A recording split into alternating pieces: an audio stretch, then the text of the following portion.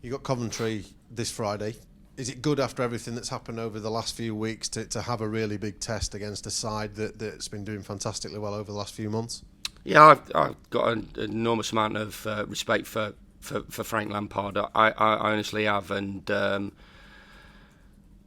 his playing career is there for everybody to see. But I just love the fact that he loves football, and it just shines through that he does whatever job he takes. He took a tough job at Derby and got him through to the playoff final.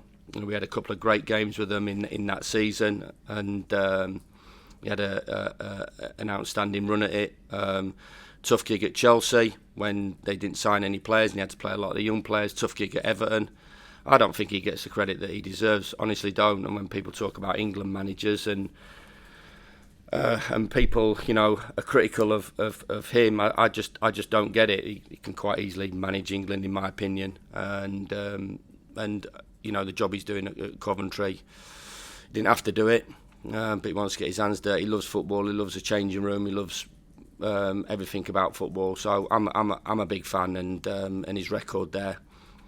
They always had a really good group of players, and I was after the game when we played them at their place, and obviously it was quite an emotional game, and things happened on that day that obviously everybody saw. But I go along and still back up my opinion that Coventry City have got arguably one of the best groups of players in this division, and that's been shown now. And strength in depth, the players that they've got, and obviously Frank's come in and done what he needed to do, and they're in the position, and they're absolutely steaming through everybody. So we understand the challenges of what they bring. Fabulous away support. I went to watch a game when they played Blackburn about 3.5 years ago, and Blackburn's away end, as you know, it's 7,500, 8,000, and they took 7,500, 8,000 to a mid-table game. So their support's amazing. It's a real powerful football club, good manager, and a real strong set of talented footballers. So this is a major test for us on Friday night. It kind of makes it more impressive what he's managed to do, given the fact that Mark had been there for so long, had great success. You mentioned it, he'd only just gone, Mark, when the away game, there was clearly that emotional attachment. There was the tributes on the board that day, I remember that day. Yeah. So for Frank to kind of come in and not forget that, no. but obviously build on that and then take the club forward, given the strength of feeling around it, is a tough thing to do. He's a respectful guy. He's a class act, in my opinion.